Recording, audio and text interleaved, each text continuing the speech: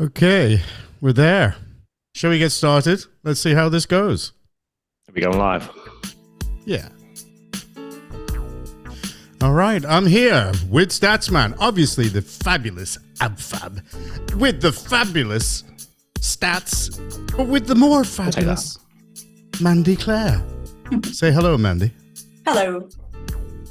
Okay. Can I say hello as well? No. Forgot about me. Hello. I'll just say goodbye at the end then. All right. Yes, one or the other. Anyway. Okay. We're there.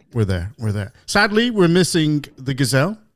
He would have balanced us up on the screen, but I know he's a busy man. He's got things to do. So let's get this on. Mark, open it up. I thought you were going to say something else on top of that. That was quite brief, Mark. Open it up. Open it up. Like you to keep it quick, mate. No. Yeah, well, we've got Mandy on, haven't we, to discuss the issue that everyone's been talking about the last week or so. That's right. And it's the, oh, God, I hate it, mini pride. That's the one. For 3 to 7 year olds. I really wish we weren't having this discussion. But yeah, and it took place where? It caused a bit of a storm in Cheshire, the Storeyhouse. So Mandy and a few people went down to do a bit of a protest. We've got her on now to have a little update. So we're looking forward to hearing what happened, really. So over to Mandy, I guess. Go ahead, Mandy. Yeah, I wish that we weren't talking about this again as well. Yeah. It'd be great if we could move on. But unfortunately, I heard on the grapevine that Storeyhouse were planning to hold as part of their queer festival or whatever, it was Storeyhouse Queer that it was called, this mini pride for kids, which was aimed at 3 to 7 year old children, and they were commissioning an organisation called Curious Arts, and as part of that there was going to be stories read to children, presumably promoting LGBTQ LMNOP. And it was actually, as it turned out, one of Curious Arts people that they provide. This one was a dinner lady, or masquerading as a dinner lady, called Pam the Dinner Lady. It was actually a middle-aged bloke dressed as a dinner lady. Okay. So as we all know, dinner ladies are sort of trusted female figures in children's lives. So when you get some bloke dressing up as a trusted female figure, confusing the hell out of kids and doing that to impart ideology. Yeah. I get it. Which is an ideology that we know has led children down a path of sterilization and mutilation and harm and God knows what level of confusion about who they are. And drugs, harmful drugs to it destroys the family as well in a lot of circumstances. It's not just like these little it just reverberates, doesn't it? Yeah. And the damage to society. Sorry, go on. Well, what was really good about it, I mean, obviously there's a lot of bad things about that. And we did have some horrible people coming up and giving us grief. And the manager of the Storeyhouse came out and gave us grief, but the police were great. And because we'd already informed them beforehand, which we don't. Sorry, excuse me. What did you say? Did you say the police were great? Well, as in, they strolled past, smiled and said hi. Well, that's good. That's refreshing, isn't it? Yeah. Or as Trevor's police would go, hi, hello. There's a different story when you got someone like Siddiq Khan in charge of them. Or Andy Burnham, but.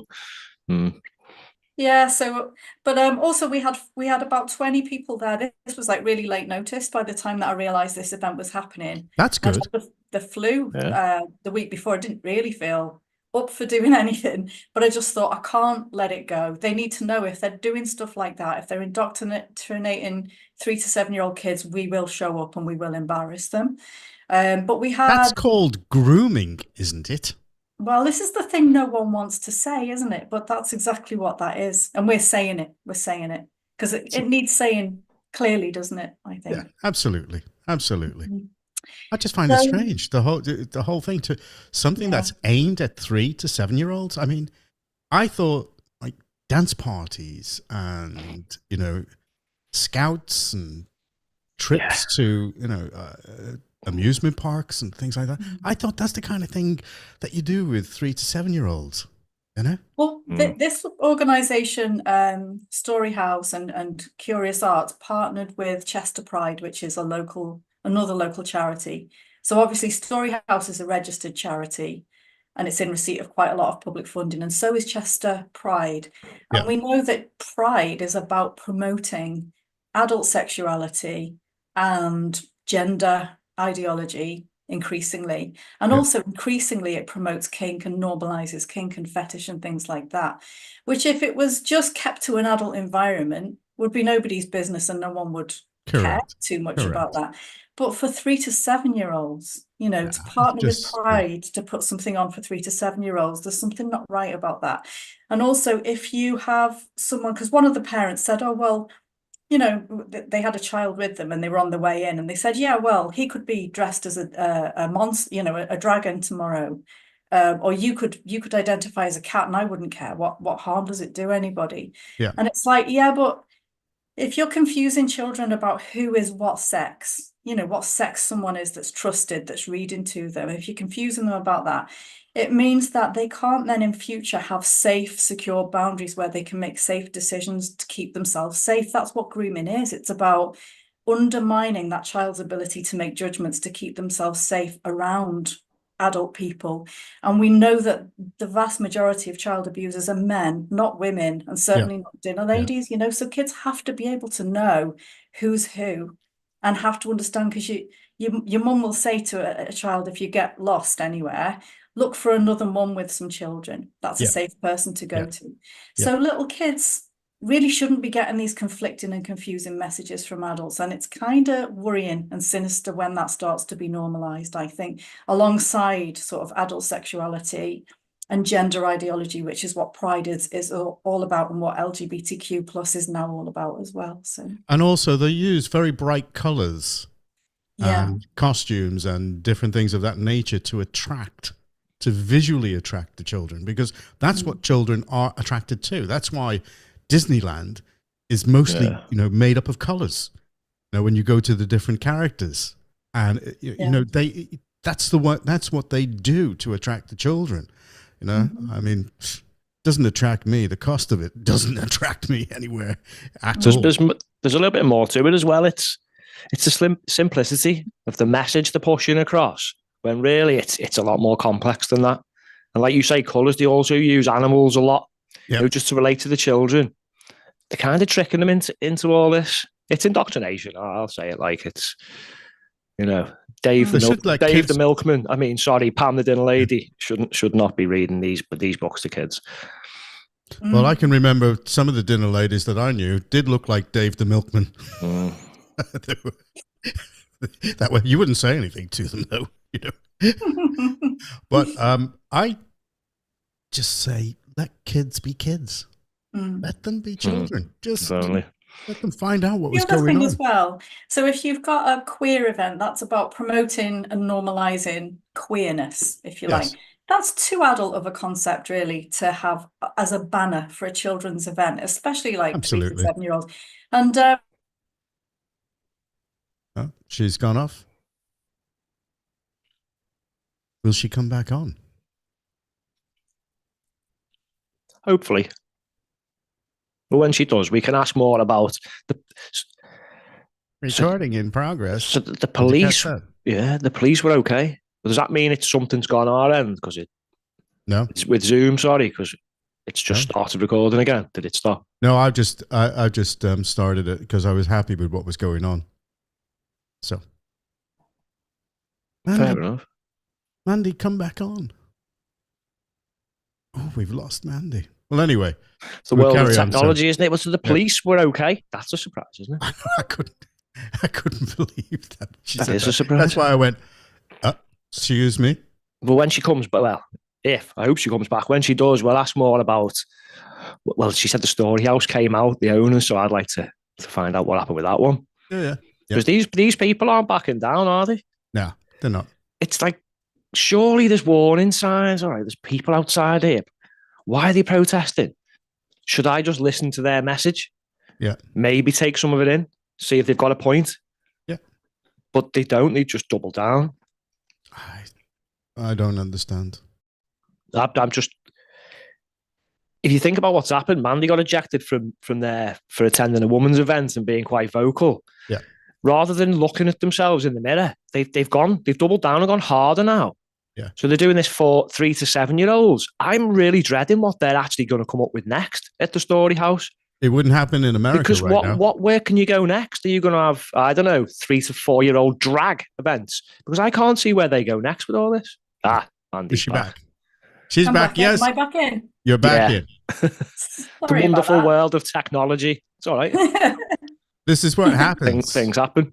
This is what happens, you know. So, do you want to know about some of the fun things that were said to us by some people? Yeah, while you were gone, we were a bit surprised the police were okay. So we noticed you mentioned, So we noticed you mentioned the owners or the management came out to tell us about what their reaction was. Okay, well, From the Storeyhouse. So we'd let the police know that we were going to be there just as a courtesy. Mm-hmm. So they just did a stroll by, just probably keeping an eye on things, making sure no one was having any aggro. The manager, as soon as she saw Simon arrive, she came straight out. And she was the same one who evicted us last time.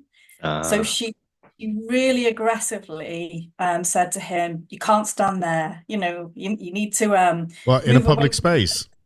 Well, it was a public space, but she was trying to argue that the railings and the plants and the little tiny bit of paving next to the plants was their own property. Rather than arguing about the point of why you're there and the damage it does. Yeah. Wow. The thing is because he's a planning consultant, he understands about ownership of buildings and things like that. So he just said, well, this is this building's owned by Cheshire West and Chester. And I'm actually not part of the protest. I'm here as a councillor observing the protest. And he had his badge on. He said, so I'm going to stay put. I'm staying where I am. Fair play to him, yeah. Fair enough. And then she said, well, you and Mandy Clare are still evicted. You're both still barred. You know, like, and then she disappeared. I have power. I have power over this space. I want to be barred too. I need to get myself barred from the Storeyhouse. John, should we go down the weekend? Yeah, we would get a badge that says, I was barred from the Storeyhouse. Yeah. So I mean, she then was inside the foyer the whole time, welcoming people in. And she was saying to them, welcome, come on in. Are you safe? Are you all right? From the bad, nasty people outside. The gaslighting that goes on with these people. It's incredible. Yeah. Oh. So you got a little bit of harassment, but nothing that you couldn't actually handle. No, she said to him she was going to call the police. And the police would have gone, yeah, who's that? Storeyhouse? You know, because she didn't like where he was standing, but they didn't bother us about that. You should have stood like this.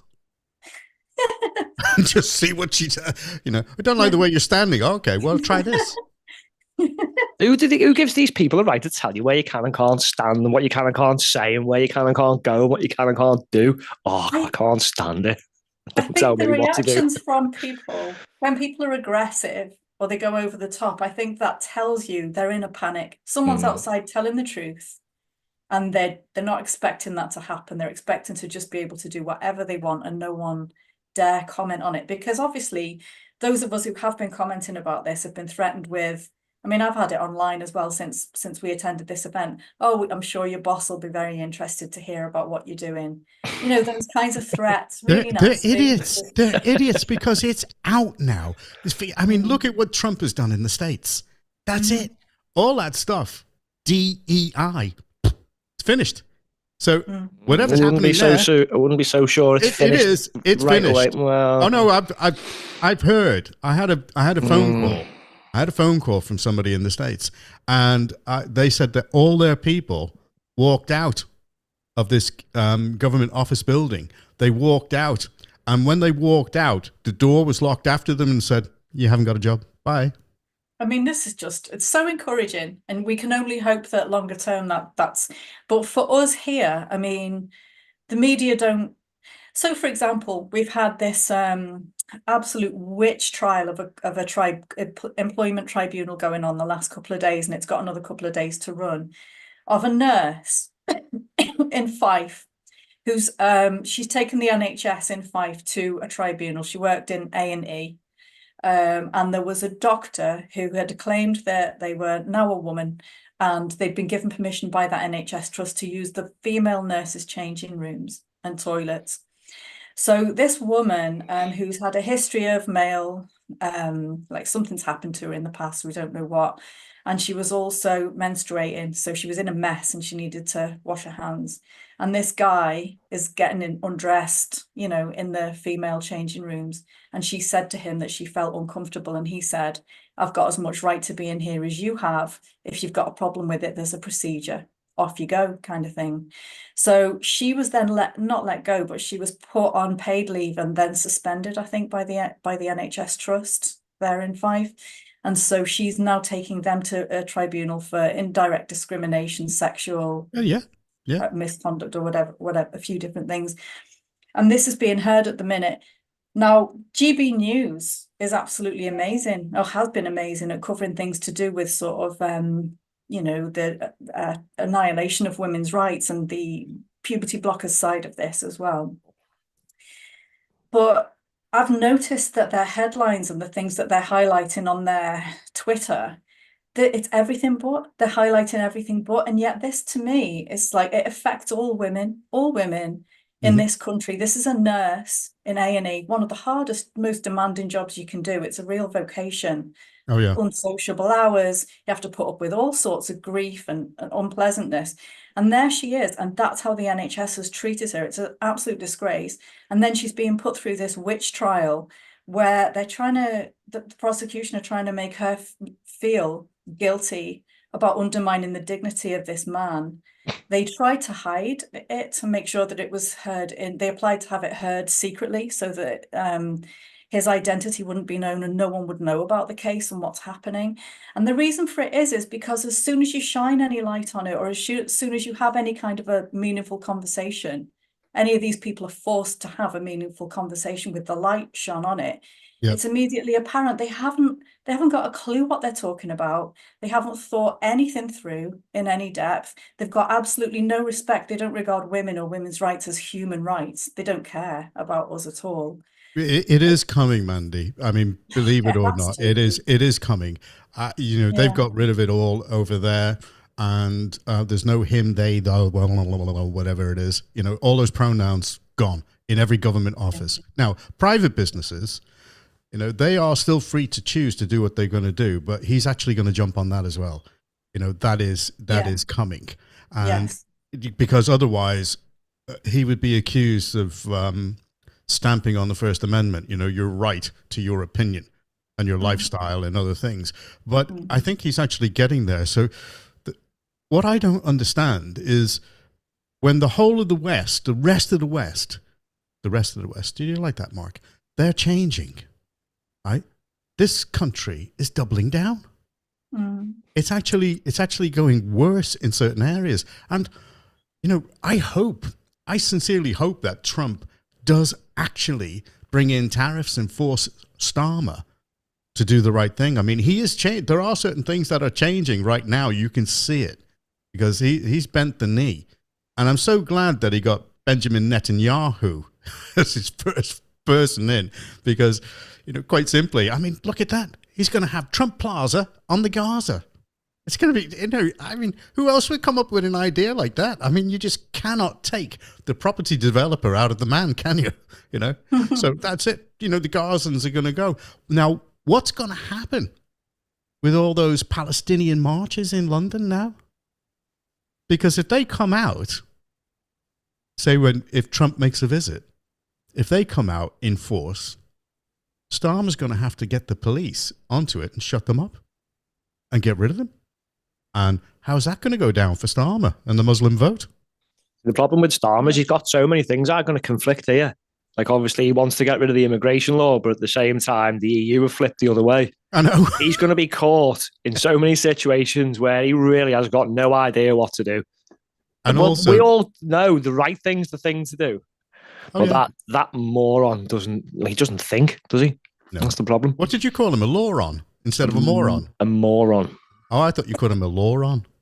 A loron. Oh, I'll tell you what I could do from now on. I was going to call him something worse, but I'm trying not to. Hey, Mandy, what do you think of just as a side, and we'll come back to it. What do you think of Cheshire? You know, amalgamating with Warrington and Cheshire East, Cheshire West.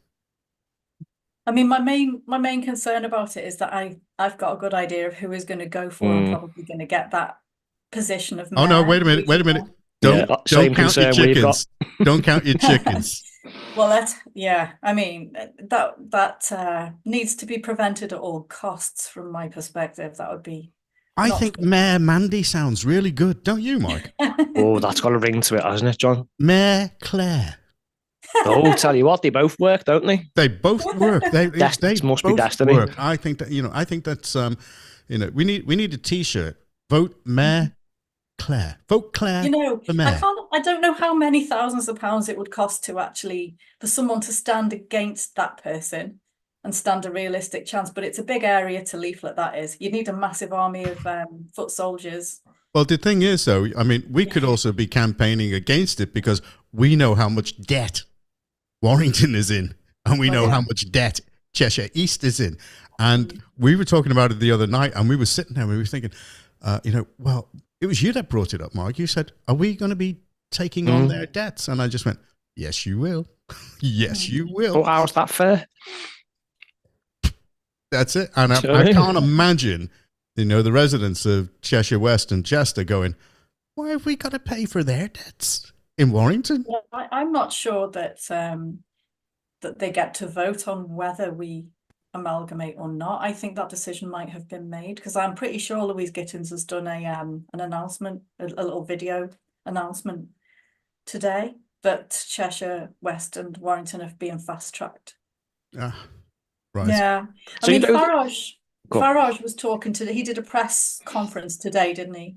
And he was talking about the local elections in Essex and a few other counties down south being effectively cancelled at their request. That's right. Yeah. And he was saying about devolution because someone asked him a question about that, and he said, well, a lot of these communities within this area where this is now being agreed are rural communities. So the argument for devolution that you're going to have more localized power, it doesn't stack up because the cities, all of the conversation will be led by and focused on the cities, the bigger cities and the bigger towns, and anyone in rural communities or smaller communities will be completely left out of those. It's not going to increase the power to those rural communities in any way, shape or form. And I can imagine that would probably apply to a lot of communities within Cheshire West as well. So as mayor, what would be your first policy? Remove DEI? Can you imagine having a Trump-style bonfire on DEI? Yes, just be great. Yes, that would be amazing. One of my fantasies. Can me and Mark be your press, your press agents, so that when we come up and we get asked questions? Yes. Sorry. Standard? No. Okay. No. Fake news.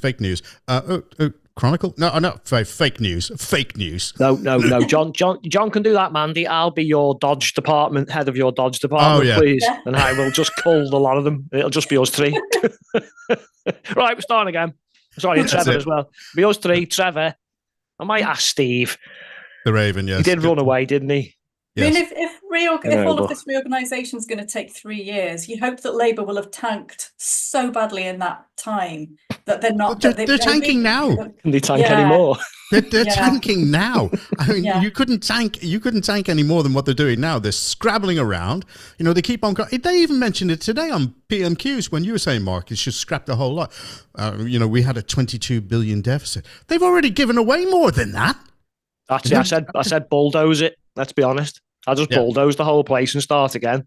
You're going to get accused of incitement there. But can I help? Well, I'll bring the JCBs. Obviously, when it's empty. No. Lock the doors.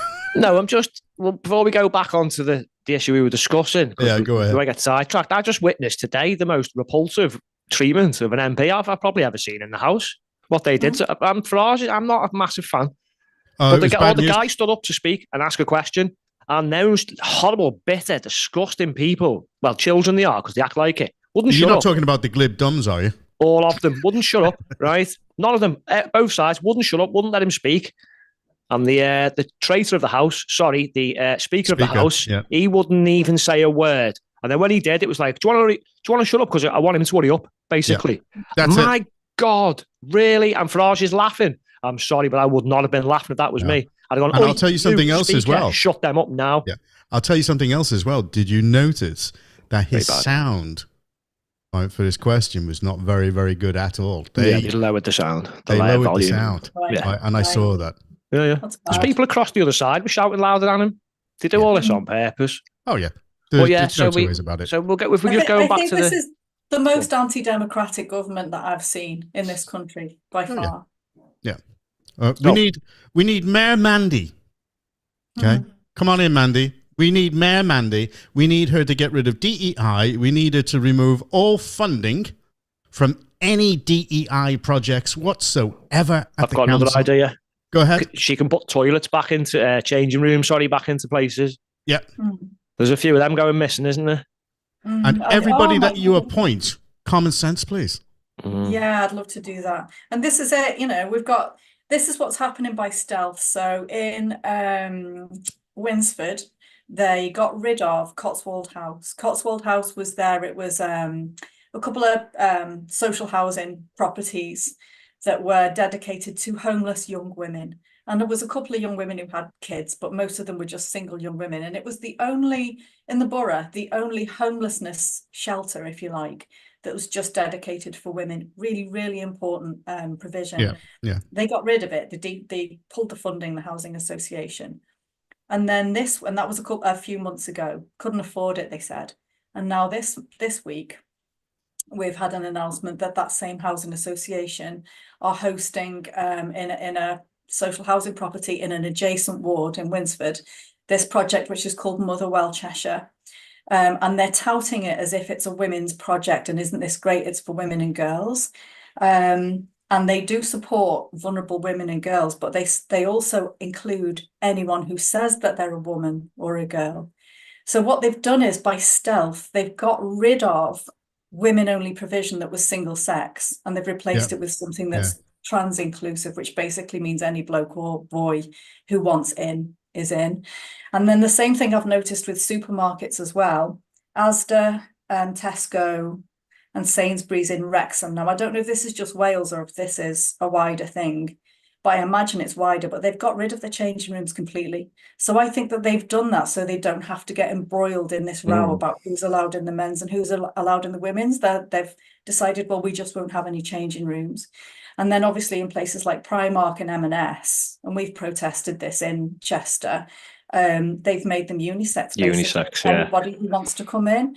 So it's, this is everywhere. I want to hear GB News prioritising this higher and what's happening with this witch trial of this nurse. I need to hear more media coverage of this. It shouldn't be relegated to a side issue. Because although we're seeing the end of it in the States, it's kind of almost bringing it even more into sharp focus for me, how bad it is here. And it hasn't stopped here. And in some ways it's getting worse. That's one of the people that there was a few dads that came along to our protest just to say they'd seen online that we were going to hold this protest on Saturday.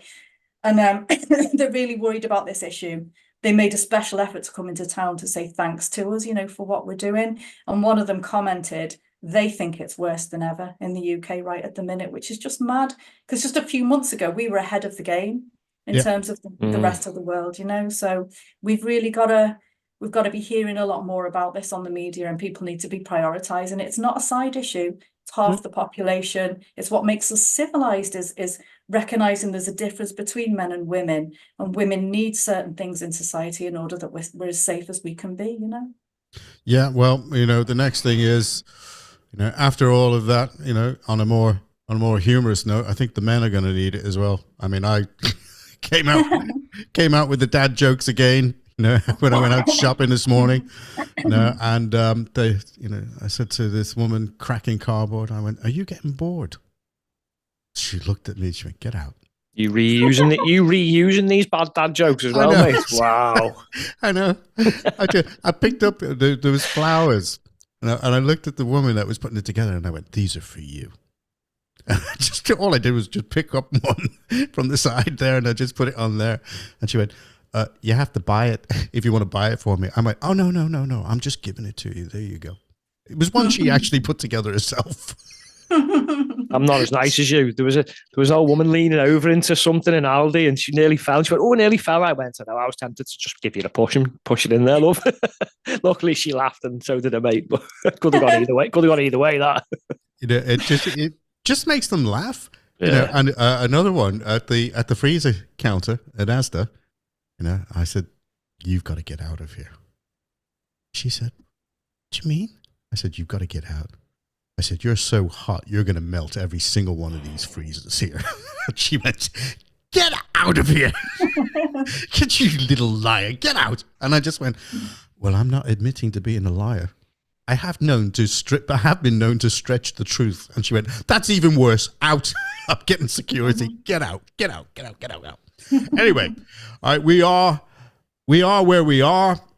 We don't like grooming kids, especially age 3 to 7. And we have our champion here, who is a champion of women, women's spaces and children. And I think she should be our next mayor. Yeah. What do you think, Mark? Definitely. Do you know what? I'm actually going to call out men. The majority of men. Where are you? I'm not being funny, but when I was a child, I was told to look after and respect women. Yeah. And I've tried my best to do that ever since and instill the same values in my son. Where's all the men? Why are we just letting men take over women's sports and changing rooms? And why are we allowing this? Well, the Englishmen used to be strong and fight for their rights and their values. So please continue to do so.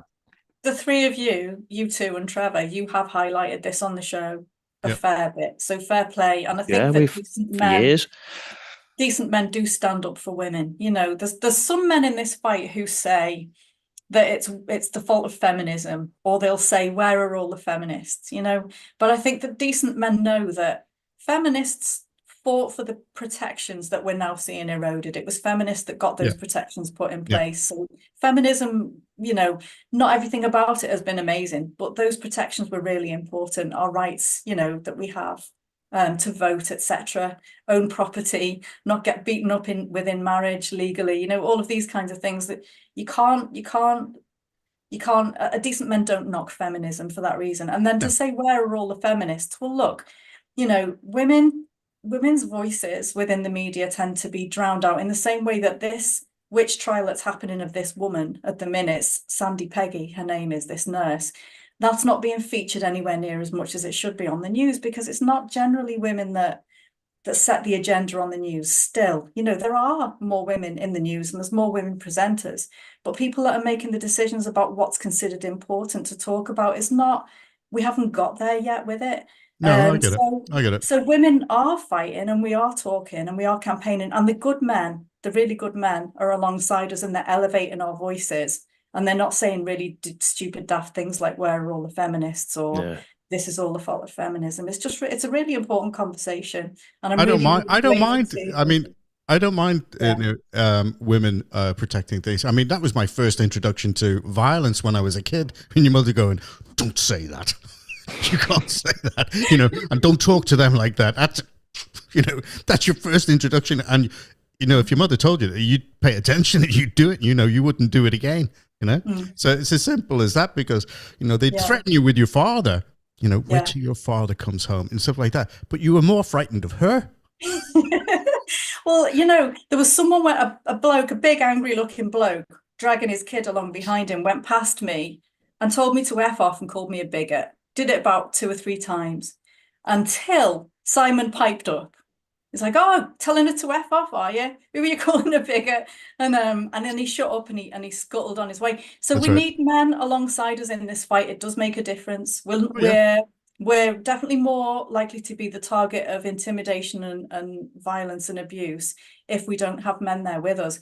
And we had like 5 new campaigners with us that came out specially for Saturday, and 3 of them were men, you know, 3 of them were men that I hadn't met before, and they were great men, you know. So I am really grateful for the support of decent, good men. That is good. See, the thing with the feminism argument, that's also really complex, because you've got different types.